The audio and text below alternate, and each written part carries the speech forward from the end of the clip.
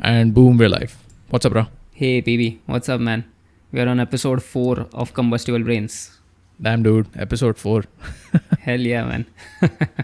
And I'd really like to thank all friends and listeners reaching out to us for the previous episode. It felt really nice to hear that it helped you guys, so that's awesome, man. Oh, man, it was really cool.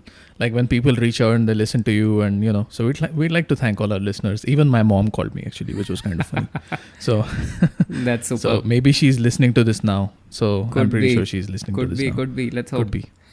So yeah. So thanks to everybody for listening in. And now you can find us on Spotify, Google Podcasts, iTunes, We are Pocket everywhere, Casts. baby. We're everywhere. We are everywhere. YouTube? Are we on YouTube also, Ra? I guess so, yeah. We can continue doing that also. Yeah. Okay. For continuity. Let's put it on YouTube also. Yep. Why not? Cool. So what are we doing today, Ra? So today's episode, it's properly going to be different because, we don't want to be a tech podcast. So everything that PB and I want to talk about or I think it's cool is a fair game. So today we're going to tell you a story. Today's a story, a futuristic, dystopian, twisted story, but it's still a story. So this story is this is how it starts. So it's, what year is it? Actually, I don't know what year is it. Sometime in the future. And then, at this point in this dystopian future, let's say, people don't have kids anymore. It's kind of crazy. Kids are actually built on a manufacturing line. People literally manufacture kids, engineer babies. So you can have, a very smart kid, you can have a very dumb kid, you can have, whatever characteristics you want in a kid, you can have them have with like blue eyes and blonde hair and brown, like whatever. So it's like playing GTA 5 online where you get to create your character. It's exactly like that. Designer babies.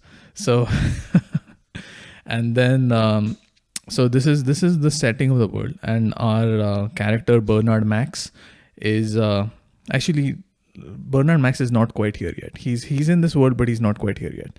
So we're going through this world, and we realize that what we're looking at is a manufacturing plant, like we talked about, where babies are being manufactured, and it's kind of a crazy place because you see like bottles basically, and bottles have all these like special chemicals and hormones and all these it's a cocktail to make babies. Nobody has mothers anymore, so which is kind of crazy. Mothers, fathers considered disgusting. Yeah, mothers and fathers are considered disgusting. Just think about that for a minute. It's kind of like family is disgusting, mothers and fathers are disgusting.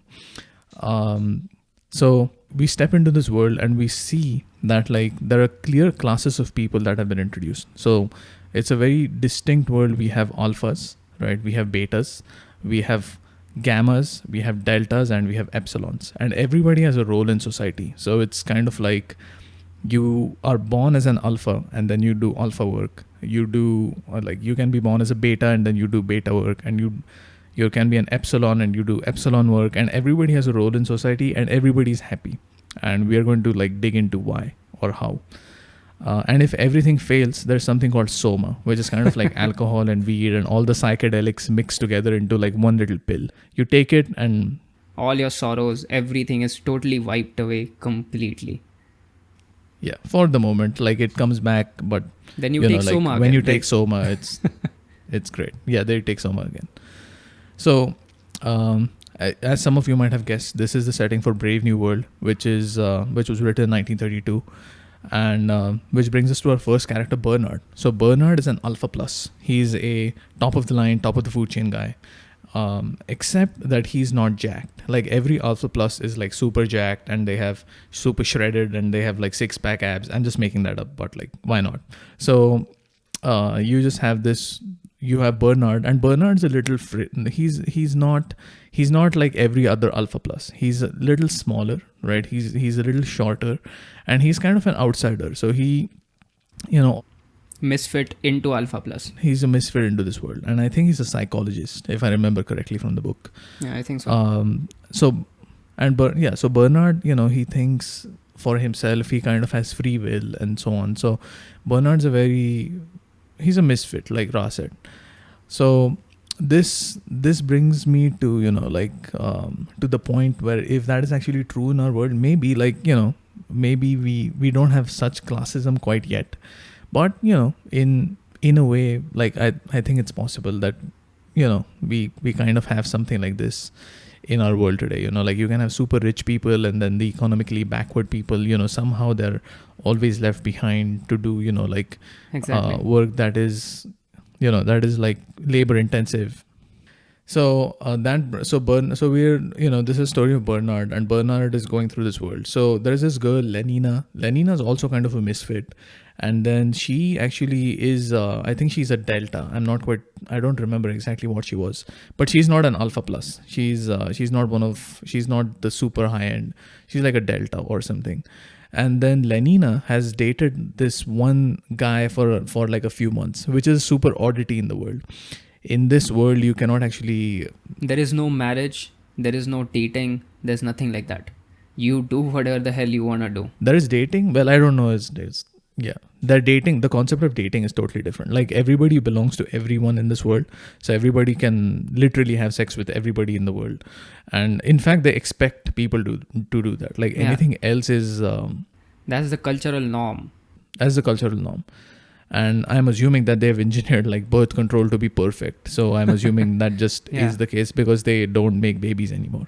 Yeah, because that will be pointless, right? if a girl actually gets pregnant in this world, that kind of breaks the system that they've set up of artificial babies. Exactly. So back to Lenina. So Lenina's also kind of a misfit. She's dated. Right, remember, like people don't date in this world, not in the traditional sense anyway. So Lenina is like a misfit, and she's coming into this world, you know, like an outsider because she dated a guy for a few months, and she has a thing for Bernard. So she likes Bernard, and you know she wants to get together with him. And in their world, like getting together with Bernard is literally like they like drop their clothes, they have sex, and it's done. Like that's it. That's the definition of getting together with Bernard. Super quick, super efficient.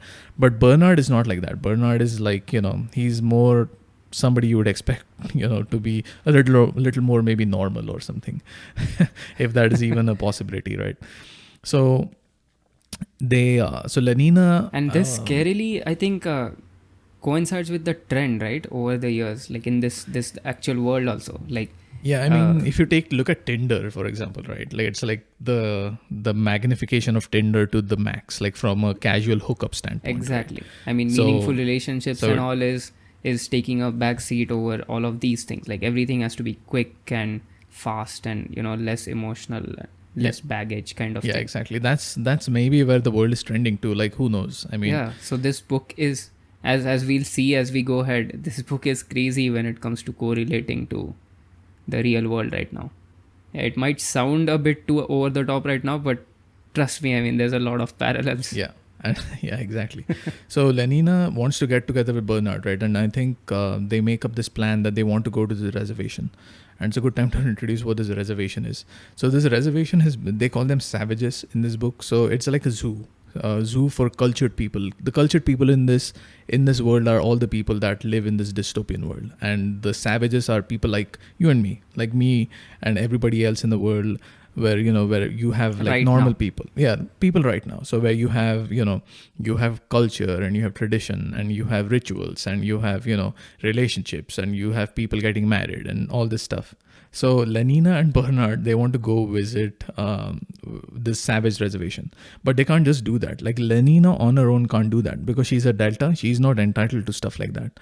So only Bernard can get her there. So Bernard, he goes to the director of the facility where he's working, and then he has to get permission to go to the savage reservation. And the director at this point, he tells them, like, okay, cool, like you can go to the savage reservation, but just remember, like not everything is, like happy and funny there. Like he tells Bernard of his own story where, like he took some girl, I think her name was Linda, to the reservation many years ago, and then Linda got lost, and then he had to come back on his own, and then he felt really bad, and he was still struggling with it. He has like dreams about it every now and then, or rather nightmares about it every now and then. So it's he basically warns Bernard, like maybe you shouldn't go, but if you want to go, sure, like go for it. And that is unacceptable in the society. Like what the director feels and all is considered not efficient and not acceptable in the society. So he kind of just warns Bernard that it shouldn't happen to him as well. Exactly. That's his Achilles heel, like Achilles heel. That's his weakness, basically. So Bernard, listens to his story and he's like, okay, never mind. I'm going to do it anyway. So Lenina and Bernard then go to the Savage Reservation. And at the Savage Reservation, they land. There is also like some really interesting things that they introduced there. Like Lenina at some point in her life was at the North Pole, and she saw these auroras, right? These beautiful auroras, and there was an Aurora hotel, and there were no games to play there, like tennis or like anything. And she really hates it. Like she hates the natural world. She hates like anything that nature presents. She hates. She's really conditioned to like really live in this fake world almost, right? And I think that's kind of a parallel to our world also, don't you think? Exactly. I was gonna say, sounds familiar, anyone? Exactly. I mean, imagine like people going to the beach these days, or like on the top of a mountain, or like the first thing people do is like put it on Instagram or like Facebook or Twitter or something, like some form of social media. So like at that point, are you even there? Like yeah. And the sad part is you're not living in the moment, and then later you go back into your Instagram post and you go throwback Thursday or Tuesday or whatever that is, like, and you you point to how much so-called like fun you had in that vacation, and how much you miss it, and how epic the pics were. I mean, that is the important thing, like the pics. You're looking for like pictures as opposed to like the actual time that you had, which is really sad, but I also think it's quite true in our world. So I think so this total is a parallel in our world. That is we have a big parallel here. So they go to the Savage Reservation. So back to the Savage Reservation, right? So they're visiting the Savage Reservation, and they take a look at all these savages, right? They look at like mothers, and they look at this rituals going on, and Lenina is really disturbed. Like, for example, they have this one ritual where there is this guy. He looks like an outsider in this world, and he's hitting himself with like a whip of some sorts. And this is kind of a ritual in their world where this is like a rite of passage almost, where they prove that like how manly you are, or something like that. And she watches this and she just cannot take it. She's like, this is too much. Like this is just not what she just cannot conceptualize all of these things. So she goes back to the hotel room, takes a lot of soma. Now remember, soma knocks her like out completely. So she's gone. Like the amount of soma she takes, I forget how much, but she's gone for 3 days after that. Probably overdosed on soma. Yeah. Yeah, exactly. And this is also true in our world, forget everything. Right? Yeah, I mean, this is what people do every Friday evening. So to drink away, right? Yeah, drink away, smoke away, issues and problems. Yeah. So people do this today, man. Like they go to their desk job. We all do. And then we kind of hate it. You're like, at the end of the week, you're like, God, this is, like, this is is this really what I should be doing with my life? And then every Friday, you're like, oh shit, this is great. And because it's the weekend, right? Friday, and then you enjoy. Yay. Yeah. And then you drink your sorrows away. And then you just want to forget and get back up on Monday. Really, I think that's soma, man. That's soma. That's soma, man. So she takes soma. So Bernard's not a big fan of soma. So he doesn't do soma. I don't think he totally is off it, but he's not a fan for sure. So this guy, he's like, he has to deal with the Savage Reservation still. So at this point, he tries to like socialize with these savages, and he comes across this guy called John, right? And John doesn't look like anybody else in that group. John is a savage, but he doesn't look like any of them, And he asks John, like, what's your story? And John tells him, like, well, my mother, Linda, and, I was born to Linda. And he had seen Linda go through some really, like, crazy times. Like, Linda, used to, like, play these weird songs to him. Sing weird songs to him and stuff, which didn't make sense to him. So this immediately comes to mind, like, Bernard thinks immediately that the director had mentioned that, he went to the Savage Reservation with Linda, and so he thinks that, oh shit, that the director actually had a son, right? Like through the normal means of, like reproduction, he had a son, and he does not know of that son, right? He does not know of John. And then he meets Linda, and then Linda is like shocked to meet, Bernard, and she remembers her old life, where everything was happy, everybody's perfect. To paint the picture here, Linda here is old. She's fat, her teeth are yellow, like, she's she's lived a pretty rough life at this point, and then she's like a normal human being basically. And to contrast that, all other humans in this story, in this book, are flawless. Like, they do get old, but they look and feel like young people, like at their prime, basically. I think always they figured out something, right, scientifically in the book. Like, they figured out. Control, like, so they control their metabolism and their hormonal balance and all this stuff, and they make sure that you never look old, right? You never age, basically. Not in the traditional sense anyway. So you die, but like, So that's like cosmetics. You die young and plastic surgery. That's like, yeah. But like, it's not real. They don't have to do surgery. They just like figure it out. So internally. Yeah, exactly. It's like Instagram comes to life, pretty much. Yeah. Where everybody's perfect. So, so they meet John. So Bernard meets John, and Bernard meets Linda, and both of them,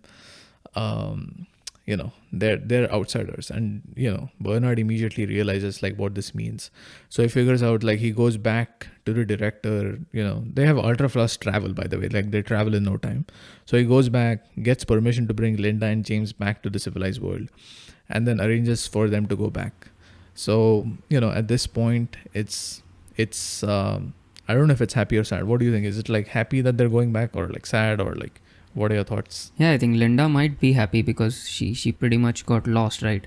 And as for John, it must be like a new world to him. So it's like curiosity. Like, he has been in his savage land for so long, and I think he must be pretty psyched. And I think the director has no freaking clue what's coming to him. Yeah, the director has no idea, man. Like, he has a son, and remember, like, when he realizes that he's going to have a son, this is going to be like, it's a big deal. It's a big deal in a bad way. So just to recap the story so far, right? Like, or rather, like, our thoughts on it. The few things that I see here, it's like the first thing I saw was like conditioning, and I think conditioning is a big one in our world also. Like, don't you think, like, the moment we are born, totally, man. Somebody starts teaching you stuff, right? Yeah, for better or worse, right? I don't know I mean, it just begins, it's just like you go to school, and then you're taught the same things, you're taught the same set of morals, and you're brought up on, you're brought up in a systematic fashion. And like the very peak of this is, of course, like their world where everybody's perfect. We're not manufactured perfect. Yeah. So even in our world, it's like people are trained to be good workers. Like, people are trained to be obedient. Like, I mean, it is frowned upon if you don't follow, the set things that are being taught in school, for example, or in your job, or places like that. So, and even the concept of right and wrong, right? Like, if you make money, you must be doing better. Like, it has practical applications in our world. Like, you make enough money, your life is better, and that it is better. Like, once you make money, it's actually better. But it's the same thing, man. Like, it's you have essentially maybe like 5 options. Like, at the end of your like teens, you're left with 3 or 4 realistic options on where you can take your life. Yeah. And like, you can become, for example, you can become a doctor or a lawyer, or you can become an engineer, or you can become a firefighter, or like, but there is only so many things you can do in this world. It's not like you have total free will. So, and like, you're still conditioned. So and the thing is, you're encouraged to have higher education, right? And I've read an epic book. Actually, we'll talk about it someday on the podcast. But the thing is, the more education you have, the narrower your mindset becomes. Like, specialization is considered 100% epic in this world. It is respected, it is loved. Yeah. But all the epic people in the history that we have seen are not necessarily specialists. They have dabbed into every field, and that's what makes them awesome in their field in which they became famous in. So this is also Exactly. kind of parallel to that, right? To an extreme degree in the book. To a totally extreme degree. And this is, I found it actually quite, all these points where, like, especially the one where, like, Lenina, she's like, she hates the aurora, like come on, like, this is one of the most beautiful things you can see on earth. Yep. Right? Like, it's, I love the way he puts it to the extremes, right? yeah, I mean, see, he it's just there. takes any concept and takes it to the extreme, like how it would be if we continue on this path that we are on today. Yeah, exactly. So she really hates it. So I thought that's already happening, man. Like, think of all the people that go on vacation, how many of them truly want to do it, and how many are doing it out of just a social conditioning that, like, vacations are good for you, this is what you should do, and then people go on vacation, which is kind of like crazy to think about. But I think some of that is actually true. Yeah, it's like those tour packages, man, that we always talk about. Like, they show you 1,000 things in like 5 days or 10 days or something, and yeah, boom, and then you're back. It's okay, you get to see 1,000 like landmarks maybe, but did you actually live in that vacation? Did you actually see, like, experience it to that degree that you could have, right? And this is kind of like that. No, man, it's really true. The other thing I thought about was, like, classes, and in their world they have, like, alphas and betas, gammas, epsilons. And, for example, like, epsilons in this world cannot do alpha work, and deltas cannot do epsilon work. Everybody has to do their job assigned to them. And, there was a really awesome quote in the book, actually, that said, how the backbone of society is not philosophers or, like, intellectuals. It is basically, stamp collectors and, like, factory workers, basically. I think the quote goes something like, anyway, I don't want to, like, quote it like exactly. I don't have it. But the backbone of society is, not philosophers. It is all the people in the factories that, like, keep producing stuff. Yeah, who actually put in the work in reality, like, who put in the work. Yeah, but it's just labor. Like, it's just raw labor for meaningless reason. So because they're consumers, so the perfect citizen in this world, as I was saying, is essentially completely happy in his role and is always consuming stuff. So that is capitalism, right? So capitalism always wants you to, like, consume more stuff so the economy can grow, like, endlessly. So this is, I think the author is trying to hint at that too. So it was really cool insight into our world, just starting to read the story. Cool. So that's just a very interesting, I thought, very, kind of like a very strange parallel to our world, which might be true. Anyway, so we go back to the story. So now, Linda and John, they're being brought back to the civilized world, and the director does not know of it. So Bernard comes back, and then he introduces, it's kind of dramatic, but, like, John is introduced to the director, and the director just cannot take the shock that he goes through when he looks at John, and he's like, he's my son, and he's like, oh God, I'm a father now, and being a father is horrible. Like, it is one of the worst. He's ashamed, and then he quits. I think he quits, or, like, he's fired or whatever. Like, he cannot take it anymore, and he resigns essentially at this point. And this is such a crazy thing, right? Like, think about, like, in our world, like, if somebody says, like, you're my father, like, you wouldn't be disgusted, but looks like in the future that might be possible. Like, if you're manufacturing babies, it might be possible. And actually it is happening. Like, China, for example, has almost unrestricted access to epigenetics research, as far as I know. And they can, like, essentially start engineering babies. So it's not that far, man. Like, if anyone will do something unethical first in this world, I guess from now on it will be more China doing it than anyone else, because others at least have more conscience. Like, they have some ethics, at least others, whereas China is like, screw that. If it's more efficient. I mean, to be fair, like, one thing I want to clearly distinguish here, it's not the Chinese people that don't have ethics, but always. The Chinese government really, yes, it's the government that's pushing the let's say their own agenda forward, even at the expense of their own citizens, right? Which is the really sad part, because every Chinese human is like anybody else. And the world that we have discussed so far, I mean, the closest thing to being controlled or living in a controlled environment, I think, would be in China itself right now, right? I mean, who knows if it's China or the US, but, like, because this world is so different. But, like, in this world, they still want you to have the illusion of free will. So it's kind of more like a Western civilization, in my opinion, where you have, let's say you live in the US, right? but let's say you are, a factory. Well, there's no more factories here. Sad enough. But like, let's say you're just contributing to the economy. You're running the rails of society, basically. So you think that you have free will, but then you're controlled by things like credit scores and, like bank accounts, and then, your debt and your education loans. And so it's you're like already being controlled. they're still controlled. Everybody's controlled. So like the free people of the world, I mean, it's pretty hard control. Like if you miss, paying, like a bill, you're going to be screwed. Yeah, just that people won't have a gun at your head. Yeah, exactly. Yeah, you won't die, but you will still very slowly suffer in your life, which is maybe worse, honestly. So it's a very Western concept, in my opinion, where like, the control is like it's very subtle, but it works. Like if you start, like, guys, just listing out the things in the life that control you. You probably have a car, you probably have a house, you probably have a family. Like, there's hundreds of things that actually control you beyond your own measure. You have education loans, right? You have debt, you have credit cards, you have credit scores. Like you're an employer to please. Like there is an endless, an endless framework to just like control you in place. And the crazy thing is, it's like, by definition, democracy was just not like that, by the very definition of it.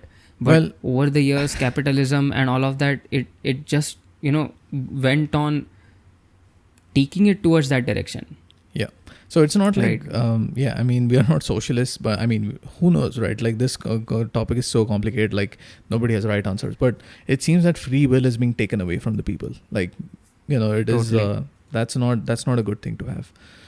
So, and the worst thing is the illusion is still there. That's the worst thing. The illusion is still there. Yeah. Like back in the day, like if you are under a dictatorship, for example, again, not at all claiming that is better in any way possible, but if you are under dictatorship, at least you knew you had no free will. Like versus here, it's like you think that you have free will. You think that everything is in your control. And dude, look, I mean, if you take the right decisions to a certain degree in your life and educate yourself, as in not degree wise, but in a reality, you can still have more free will than most people will, right? But that's like true. Going to higher education, taking loans, this, that, like especially America, I would say, is, like free will, what you are saying is significantly lesser in that regard. Exactly. Free will's taken away from you. So it's kind of like, you just don't have it. Or you have it, but it's an illusion. So but you don't have it. Yeah, you have it, but not really. So, there is that. So I felt this was like a very interesting parallel. So anyway, so they back to this world. So in this world, like the director has now quit, and now Bernard Max, Bernard Max is famous because he's the guy that bought the Savage. He bought the Savage back. And he bought Linda back. And by the way, Linda, she becomes very quickly irrelevant in this world. She just wants to become, she wants to be put under soma all the time. And the doctors have given her like 2 months before she dies. So she just cannot take, she hates her life at this point enough that she just wants to forget about it, all of it. So she's ready to die. So that's, kind of sad. But like, soma. That's what, soma. So she's gone. She's going to check out. And then John... I have a tendency to call John James. I don't know why, but so if I ever call John James, just, it's John. That's John. Yeah. So I don't know why I do that, but anyway, so maybe it's conditioning, man. So who knows? So John really finds his world strange. Like he's heard of this world from his mother, right? Which is, again, to repeat, really offensive in this world. Mother, father, that's not good. Really screwed up concepts in this world. So he knows of this world from his mother, and everybody wants to look at this Savage because this Savage is special, right? Because he was born to two cultured people in this world people, and then he went and lived in the Savage reservation and then came back. So he's like nobody else. He's not a savage. He wasn't born a savage, but he was born the way savages are born, but to two cultured people. So he's a like, true savage. He's like that Aquaman guy. Yeah. He's like Aquaman. Yeah. Speaking of which, dude, that guy used land to... people and sea people. Man, what's the name of that actor? Aquaman? God, I forget. Jason Momoa or something. Jason Momoa, yeah. And that guy used to live next to me, by the way, like in Pittsburgh. He was actually shooting for whatever. I don't know what they were shooting here, but he used to live here, and he used to always walk around with like 3 bodyguards, which was really funny. So, although you'd Doesn't think look that like he needs them. Yeah, I think the bodyguards are more for like not like pestering him, as opposed to like actually saving his body. Although I don't know if he can fight. Maybe he does. I don't know. Yeah, But maybe anyway, he's so just buff. Yeah. Could Totally off topic, bro. yeah. But it's our podcast, Who cares? man. Who Yeah, cares? Anyway, so Aquaman, maybe that's a story for another time. Anyway, where was I forget. Okay, we are back to this father, I right? forgot. Yeah, no, I Yeah. remember now.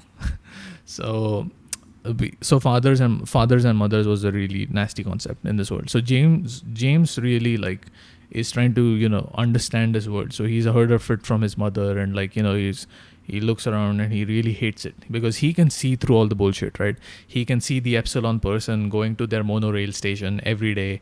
At the end of the day, they get their soma, right? And then they go home and then they sleep and they come back, and so he has this conflict of The like grind. like if this were truly the cultured world, like he has a crisis moment, right? Like what has happened here? So just imagine, let's do a thought experiment, right? Imagine he's like unplugged he's in unplugged. the Matrix. Yeah, exactly. So if you're to be a time traveler, like what do you think, right? If somebody were to be like transported from like 1800s America to like today, where everybody's like looking into their phones, like what do you think that would look like? So I don't know where I saw this recently. There was that a Back to the Future related joke on some Jimmy Kimmel or something like that, and Marty and that other guy they come into 2015, okay, and they see the phone, okay, and they're like, dude, this is a supercomputer. You guys must be like crazy, right? This world must be crazy. Everyone has so much power in their hand. They could launch rockets and all. And then Jimmy is like, no, we just take selfies using that and post it online. That's it. That's so So it's true, so man. disappointing. I mean, just think about it. For the people who got man on moon, the first people who got man on moon, Yeah. if you tell them right now that every person has that power in in our hands, and yet we use it for such like pathetic tasks day in, day out. Posting selfies. I mean, they'll really be disappointed with us. Really be disappointed. I recently watched a movie.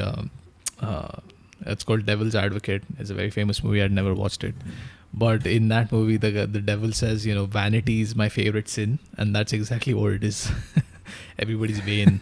Everybody wants to look Yeah. at themselves. So look at themselves, become famous, and get approval and all this stuff. So this is what James is going through in this world. So not James. See, I caught myself. saying James. John. So John. what John is saying in feeling in this world. So one day, there is this big event, and this is a turning point for Bernard. So this is going to be the highlight of his career. Like everybody, that's like super famous and super powerful are going to show up to this party he's a celebrity or whatever. now. He's a celeb, and like James is his like pony, right? Like that's his trick. So that's his pony trick. So he's like going to introduce James, and he's going to be happy, and he's he's going to be super famous and all this. Like everybody wants to sleep with Bernard now. It's kind of crazy.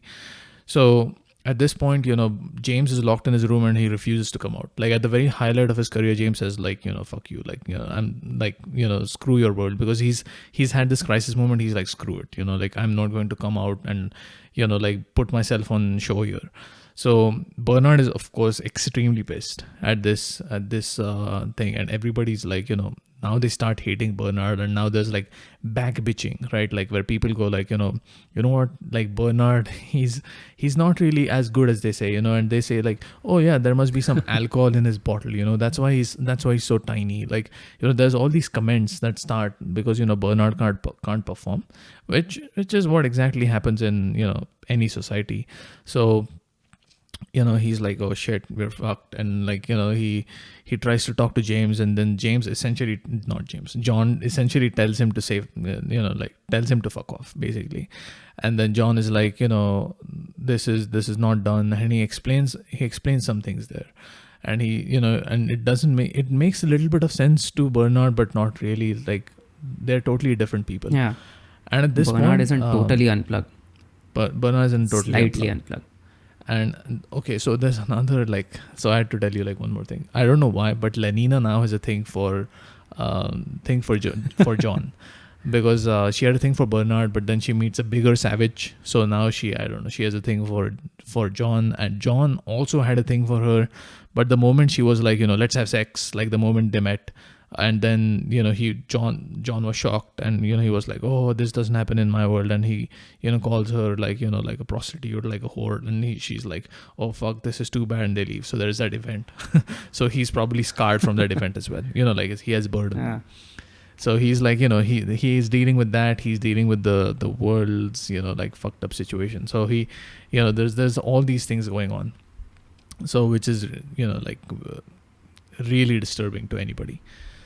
So at this point, they're outsiders, both of them, John and James, John and Bernard, and they have another friend who is also an outsider. I think his name is Helmholtz, right?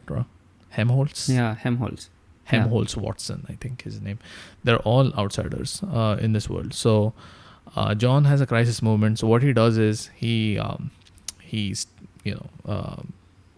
essentially there's an event, right? What happens is Linda is dying, and Linda's at her, she's essentially at her deathbed, and then there's all these kids that come into our hospital. They call it the death hospital, and everybody's happy, by the way. In the death hospital, everybody's happy because they've conditioned all the kids to be happy about death, so that way nobody fears death.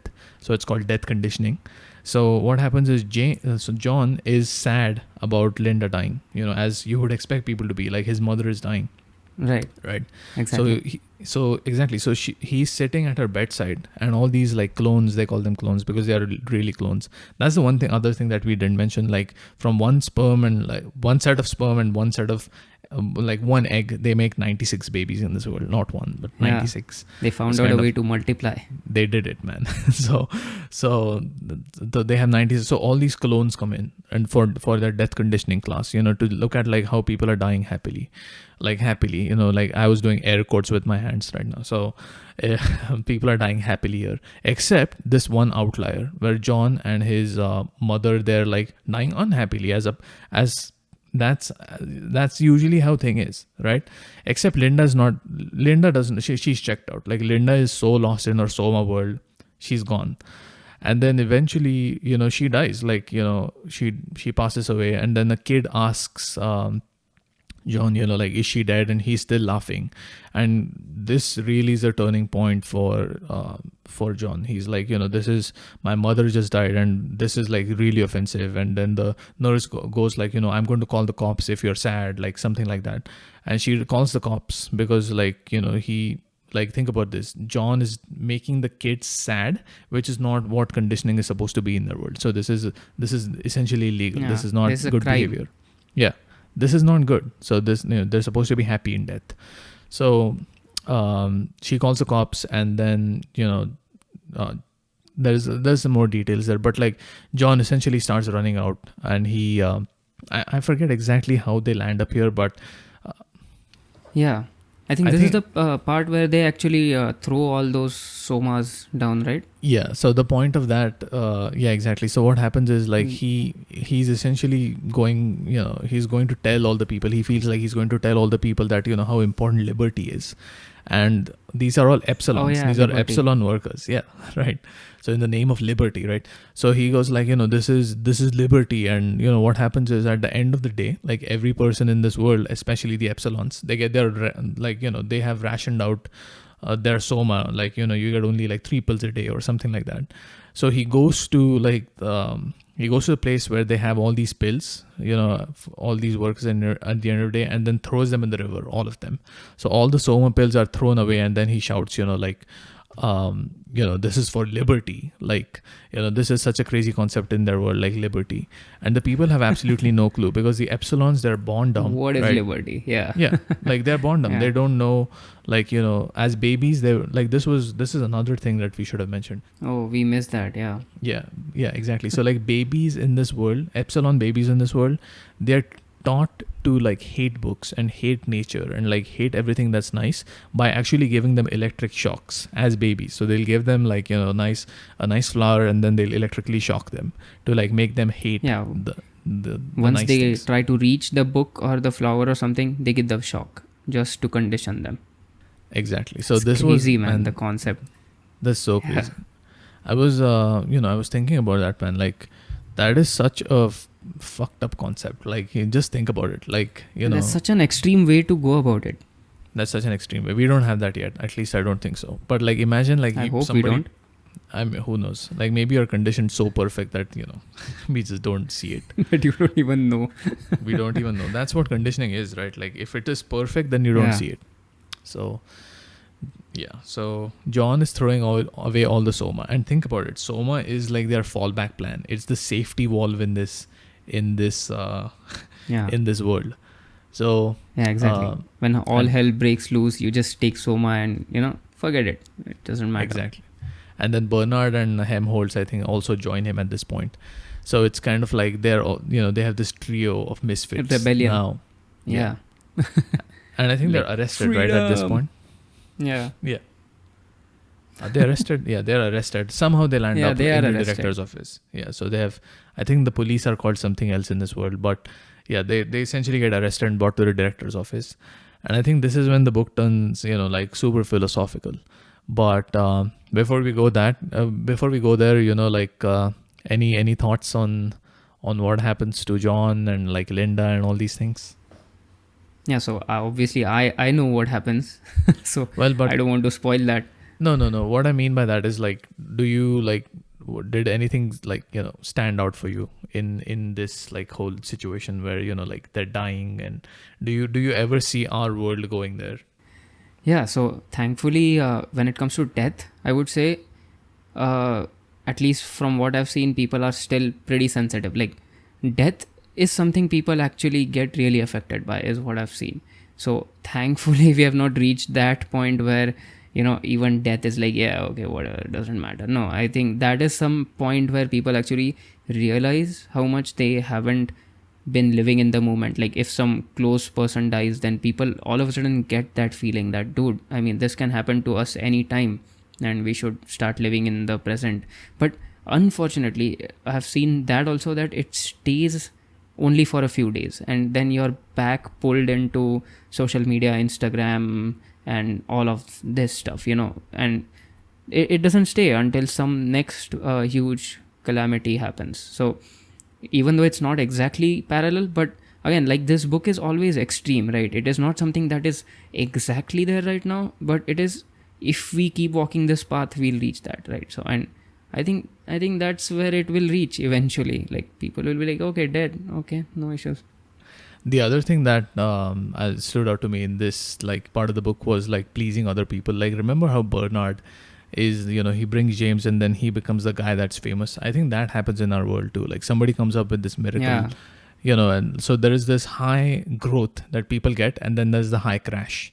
So it's like, he was famous at some point, like every girl wanted to get with him and like every director wanted to hire him. Like, like he's super famous in this world.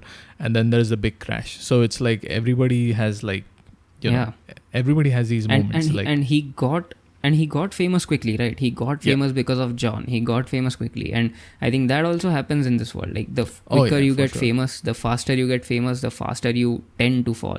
Yeah, I mean, it's going to be like... Especially since you don't know how to handle it, right? You don't know how to handle it. That's, I think, more of an issue. Yeah. Exactly. So these overnight, celebrities, like that become super famous, they're going to have that crash, man. And you see this, like people that become super famous, they just crash in the end, like, just ends horribly, always. Yeah. So I thought that was pretty interesting insight from this guy. So back to our story, and I'm actually going to and we have not even gone to the proper philosophical part of this this book yet. I mean, the next few quotes are like, damn, man. Yeah, no, this is the part. So what happens now is like John, Bernard, and their friend, they're all in the director's office, and the director is woke, right? So he's truly woke. He has he's read art, he's read not read art, but he understands art. He's read books from the future, like from the past, before Ford. So that's another thing. Like Ford is God in their world. So whenever like the Model T was built, so cool. Everything is like your Fordiness, like everything is after Ford, before Ford. So they have AF, BF. Yeah. So the timeline is AF. after the 4. timeline, exactly. So the after 4 timelines. And this is what set in what 500 AF, right? Or like 800 Something AF or something like that. Yeah. So Yeah. they have this, you So know, it's actually in future. it's in So the future. it's way beyond even 2020. So Oh yeah, dude, potentially this might actually happen. It's what, yeah. Who 20, knows? 25, 50 Yeah. or something like that. Like, No, this definitely. hope it possibility. doesn't. I mean, So there's this guy, they're having this conversation. Actually, this guy Mustafa Mond, he's actually like he's the boss. Like he's one of the world controllers. Like they have 11 or 10 world controllers, and he's one of the world controllers. And he's a very sane guy. Like he's a very intelligent, like well spoken, well read, and he understands. He's completely woke. He understands the past, the future. yeah. How society is being controlled. They designed this, right? So they designed this intentionally. And then there's this though awesome the word quote. woke, though the word woke is not like it is used for wrong purposes these days. Like, Yeah. so I would rather call him like a so basically he's someone who's not even evil, or he's not like he's pretty rounded of a person. Like he he's a world genuinely is controller. well read and well rounded. Yeah. And, He knows not everything. in like a tyrant way. Like he's In a kind of twisted, sensible way. So he in a twisted. That's how I call it, the twisted, sensible way. And then the world is twisted. So so he is sensible in that world in some twisted way. So he goes, like he's explaining to them like how the world is stable, and this is a quote. So I'm just going to read it. It's a really awesome quote. So it says, the world's stable now. People are happy. They get what they want, and they never want what they can't get. That actually really stood to me. It was like, holy shit. Just think of that. holy shit, man. They never want what they can't get. Well, you want a Ferrari? Well, you'll never want it. So it's like, like holy shit. So you're conditioned to such perfection. You're conditioned you to don't perfection. even want a Ferrari. If you can't get a Ferrari, you wouldn't even want it. Yeah. You have been So the so Epsilon- well conditioned. Crazy. So like the Epsilon worker who's working in the factory never wants a vacation. He never wants to go to like, the Alps. He doesn't want to do that. He hates the Alps because he was like electrically shocked as a kid. Anyway, so back to this quote. He says they're well off, right? They're safe. They're never ill, which is true because they've like gotten rid of everything. They're not afraid of death conditioning. They're blissfully ignorant of passion and old age. No such concept. Passion, everybody belongs to everybody. Old age, not a concept anymore. They're plagued with no mothers or fathers, conditioned to be disgusting in this world. They've got no wives. Yeah, and also that you don't have to take care of them or something like that. So no attachments, nothing like that also. No emotional attachments. They've got no wives, no children or lovers to feel strongly about. That sucks, man. They're so conditioned that they practically can't help behaving as they ought to behave. And this really stirred to me. This last one, they've got no wives, no children or no lovers to feel strongly about, and they're so conditioned that they practically can't help behaving as they ought to behave. So they're literally like, minions, man. And just think about the guy in that world, man. It's so crazy, right? Like just like, when you like, it's just so fucked up. Like just imagine like one of those things, right? Like when you meet a girl that like you really have really good chemistry with, like your whole everything is great, you know what I mean? Like you feel fucking amazing, totally. right? It feels amazing, like like even like whatever, the not just sex but like everything's amazing, right? It just feels amazing, right? They don't have that feeling. It's kind of crazy. Exactly. And if you come to think of it, like from the history also, like all the big things over the, like throughout the history, all the major things, like, for example, men have done for. So it is so many times it has been over a woman, like over one woman, like something or the other, like for the attachment or, fighting for her or, like loving her or whatever. Like, I mean, the it's emotions, usually like this quote, right? Oh yeah. I mean, most so of if things you don't like, feel strongly about, so what are you going to fight for, right? They won't, right? So that is why this society is controlled, right? And at the last part it says like, and if anything should go wrong, there's Soma, which you go and chuck out of the window in the name of liberty, Mr. Savage. Liberty. So that's really like, like this is the safety wall. Safety. Like they've created the perfect world. There's no fighting, like no passion, nothing, right? Like nothing. Nobody cares about anything anymore. Or rather, like they just don't know like what this means anymore. Nah, they don't have anything to care for. Exactly. And then the safety wall, Soma, they just throw that Soma away. Like, and he's in the name of what? Liberty? Like he's like, what liberty? So this is... What liberty? It's crazy code. So this what is are you talking about? such a and this is, and he says the world is stable now, which is might be true. Like in our world, if you're to like create a perfectly stable world, it might be true that this is a solution that humans in the future create, where everybody's so perfectly conditioned that they're like happy, like an epsilon in this world is happy.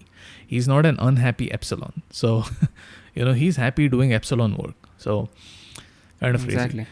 There's another, so they're having a conversation, right? So John asks, the controller, like, if you're so mighty and powerful and you can engineer the perfect babies, why not create like, alphas why isn't every human an alpha plus? Every man, every woman why aren't they alpha pluses?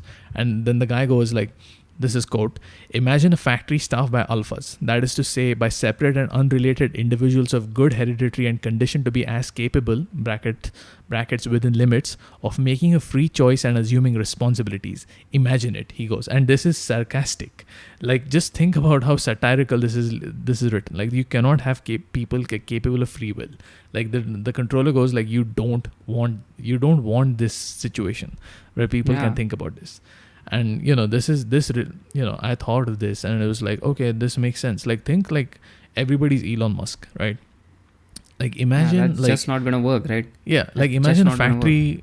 Yeah, it's not going to work. Like, imagine a factory, packed with Elon Musks. It's just not going to happen. And I mean, like they would leave, right? So who's going to build all these things? I'm not saying this is right or wrong, but just a thought experiment, right? Like, if everybody's Elon Musk, does the world work? And I don't think it does. It's in a fucked up way. It just does not work. So it's if everybody's just think about that. Like, everybody's Elon Musk, even like factory workers in Elon Musk's factory no one will are do Elon anything Musk on Earth.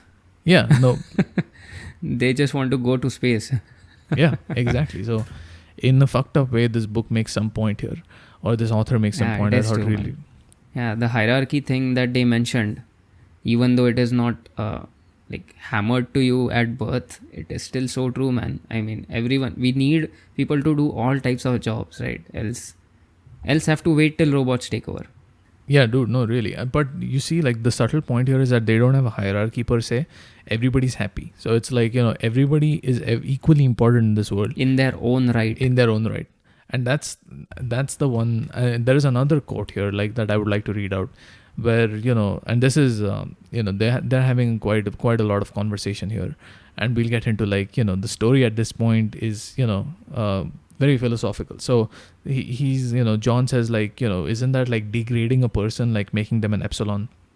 And this guy goes, degrade him from what position, right? As a happy, hardworking, goods consuming citizen, he's perfect. Of course, if you choose some other standard than ours, then perhaps you might say he was degraded. But you've got to stick to one set of postulates. You can't play electromagnetic golf according to the rules of centrifugal bumble puppy. So he's basically saying, like, who are you to decide that, like, what is degradation? To an epsilon, he's not even degraded. And this stuck to me, man. Like, I was so disturbed reading this. I was like, holy shit, this is actually true. Like, if somebody creates a world like this, it's maybe true that this is exactly what happens. Don't you think? Seriously, man. I mean, and he has a point, right? Because for the epsilon, it's totally normal. So it's not at all a degrade at all. It's just any other day. Yeah, and that's so crazy. And yeah, so from outside, that it's degrade or not. Right? Yeah, exactly. So you have to be an outsider to actually see. So, like, I would like to explore that further, in my free time, as to, like, what that actually means on our world and stuff like that. But it just stuck out to me so much. So, at this point, the story is like, it's in its final, paces, where what happens is, like, John and Bernard and their friend, they have a choice to make. So they're going to be sent away to an island, which is Iceland, I believe. And this island is, all the free thinkers of this world are sent to this island so that they can do their free thinking there. And then, or whatever this island Yeah. is, and they can be happy there, you know. Those are less people remaining, so they can fit on one island. Yeah, no, exactly. So Bernard and Helmholtz, or, you know, I think they make that choice to go to that island. However, John, he wants to face all the suffering, right? Like, he wants to go through the suffering of, having diseases and having, you know, issues and stuff like that. So this guy, he makes the choice to, you know, stay back and, you know, have his own little house or whatever, and then, you know, stay in this world. And you know, this is a difficult choice for you know, the controller, because he doesn't really understand. Like, why would you want diseases and all that? Yeah, right? exactly. And I think he wants to feel something, you know, like this guy, like the John just wants to feel something good, you know, like where, you know, he will suffer and like he'll have some life. And, you know, John's on a downward spiral now, we can see at this point. You know, he goes something like, you know, I don't want comfort, I want God, I want poetry, I want real danger, I want freedom, I want goodness, I want sin. So he wants to experience life, you know, all of it. So this guy, you know, he wants to live, you know, he want like a castaway, and that's exactly what he does. The director, you know, blesses him, saying like, okay, cool, you know, you want to have, if you're giving up your right to, you know, rather, do you want the right to become old and impotent? And he goes like, you know, do you want cancer, and do you want like hunger and like all these things? You will have all these things. And he's like, yes, I want them all. And then he's like, okay, you're welcome. And then he sends him off. So it's kind of crazy. And then he just, you know, he lives in a little house. And then every day he starts beating himself. I think this is like them, you know, like alluding to the fact that he wanted to prove that he's like a man in the savage reservation. He's beating himself every day, and then back to his yeah basics. Yeah. And then exactly. And then people come to watch him like he's a wild animal. And in the end, it's kind of a sad story for John, because one day somebody shows up and then John has killed himself. He hangs himself. So, you know, it really goes to speak that like an outsider, you know, just cannot fit in, right? Yeah, just does not, or he wasn't able to fit in.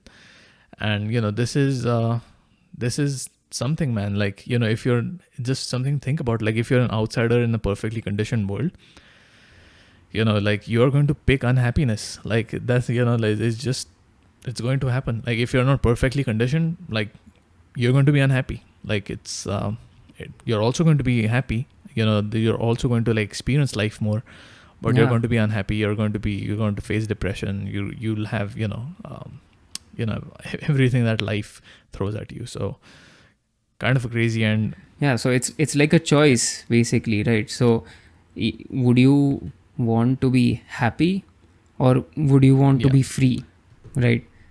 To do your own things, to have your own decisions, to have the life, to have control over your life basically. Like, or would you just like to be happy?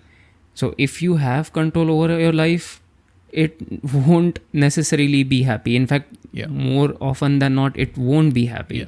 But you will have control over your life, right? Whereas if you're conditioned and happy, that's a different choice. Totally different choice. So if you decide to do something different, so the point I guess we're trying to make here is like, if you decide to do something different, if you quit your 9-to-5 job, you know, if you hate your desk job, and if you don't show up there anymore, and if you start doing your own thing, life's going to be pretty interesting, but also sometimes sad. And, you know, it might not end well. Like it might end like John, like, you know, you never know. Of course, like it might end in a totally opposite direction as well. I mean, this is the end of our story, but like there is one tweet that I read recently. It said like, everything is hard in the beginning, and when they say the beginning, they mean the first few years. So it is like, you know, this is that's exactly what it is, you know, like stuff is difficult to do. Exactly. So, you know, but I honestly believe, like, at least my life philosophy is like doing hard things. So like I really love doing hard things, that, you know, I like to challenge myself. Exactly. Not get complacent. Yeah, I mean, this is my free choice, right? Like this is what I like to do. Take the hard road. Like I enjoy it. I mean, you and me, Ra, we have like mutual friends, you know, like we grew up with and stuff like that, who are like really happy, you know, like in their life now. It's like, you know, they don't challenge themselves necessarily speaking. So they're like, screw it, you know, like, you know, settle life, but they're happy, you know. It's like, well, at least hopefully more power to them, right? More power to them. Like if that works for you, like great. But like just imagine, like, you know, if this happens to everybody, then like, I don't know. I mean, it's so hard.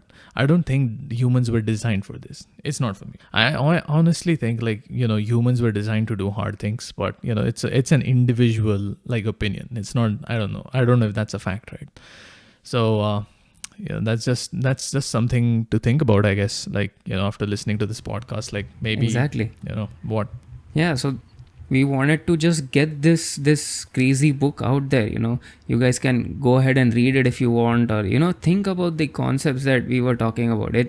It might sound crazy, or like that we are talking about some random stuff that is not relating to us, but it is. I mean, we are also spoken about it in this podcast, right? Like how related it is. Exactly. And I highly recommend reading the book. Like once you read the book, the whole thing, you're just going to enjoy it. Like even though you might, like the end now, it doesn't Sorry matter. for that. It's more like, I mean, listening, and maybe you should have started with the spoilers, but the thing is, like, the moment you read that book, and another book I would recommend is 1984. Many people, of course, have read both these books, but like 1984, another amazing book that people should read. And I see the East, as in like the Chinese controlled world, going more 1984, and then the more American controlled world going Brave New World. But we'll see. I mean, I might not be alive then to see this happen. But I can see it now, like, it's happening already. Yeah. So, kind of interesting. I hope I won't be alive till then. Yeah, I don't want to live like for seven. Not a world I'd like to see, man. Not a world. And I mean, just being aware of this and actually like taking, at least little steps towards not letting it happen that way at a personal level is also something. Yeah. And like we have no other point but to just leave you with this thought, like the concept of free will and like everything that you listen to. So I think we should wrap it up. I think this was good. I had fun. So give us feedback. We need to create like a Twitter account or something, or even Instagram works. Let's send us like a direct message, or like where we want to connect with our viewers. Like that would be great. And if you have ideas on where we can connect with you guys, that would be amazing also. Anything. And ideas for podcasts, ideas of this podcast, or anything you want to connect with us, and it's always awesome. Actually. The doors are always open. I have friends that want to come on the podcast, so we might do an episode with like guests and stuff, and that'll be more chilled out. And we also want to do like, love to have that. Yeah. Not every podcast is going to be tech or books, or it's just whatever we like. So it's So let's wrap it up, bro. Cool. All right, see you guys, and subscribe to the podcast. I think you can do that on all apps now. Any app of your favorite choice. Yeah, Spotify, Apple Podcast, Google Podcast, and what was the other one? Pocket Casts. Yeah. Subscribe to it. Turn on notifications. That way, when we push it out, go ahead, do it. And we are trying to do the Sunday cadence, right? Like every Sunday, trying to get stuff out. Yep. So until next time. Out.